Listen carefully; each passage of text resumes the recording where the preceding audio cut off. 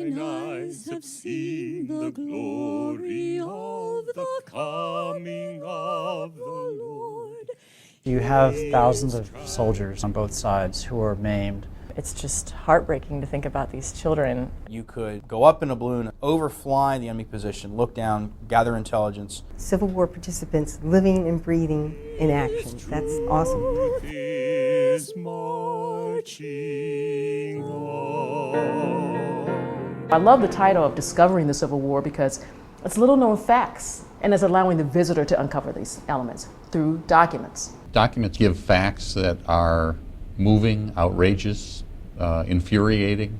There is a roster of DC children in an orphanage, and they're all under the age of 12. In the remarks column, it's simply written in terms of the status of the parents lost during war. To have a question mark on something so important, it just kind of stayed with me.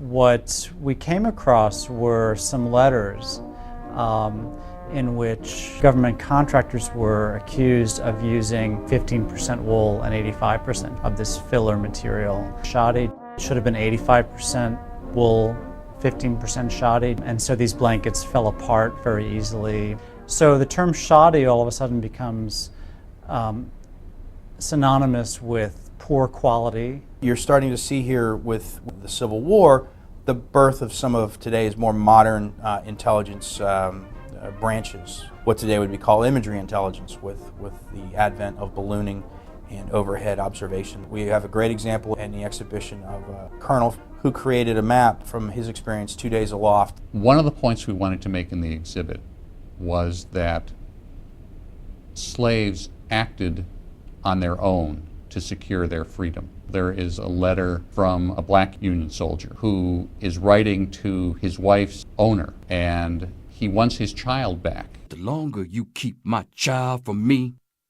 the longer you will have to burn in hell, and the quicker you will get there. For we are now making up about 1,000 black troops. And when we come, woe be to the slave-holding rebels. It's a little known fact that there were two 13th Amendments, one holding up slavery and one abolishing slavery. The first 13th Amendment, the Emancipation Proclamation, and the second 13th Amendment are all in the same area. And the way that we laid them out, it's like they're kind of like breadcrumbs. You go to one, to the other, to the other. While the war ended in 1865, it was really the beginning for the South. 4 million people were now free. 250,000 Confederate soldiers had died. The picture of the young African-American children, you know it's a city because of their background, but the city has been just demolished. We knew we had some great textual records and some fantastic photographs, but we didn't know about motion picture film. Actually, we do have motion picture film. The Vicksburg reunion in 1917, anywhere from 8,000 to 10,000 veterans.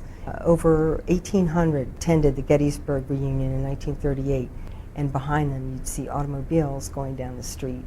And it's just amazing to think what these veterans had seen, the changes they had seen from their time in the Civil War. You never know what you're going to find in the boxes of documents.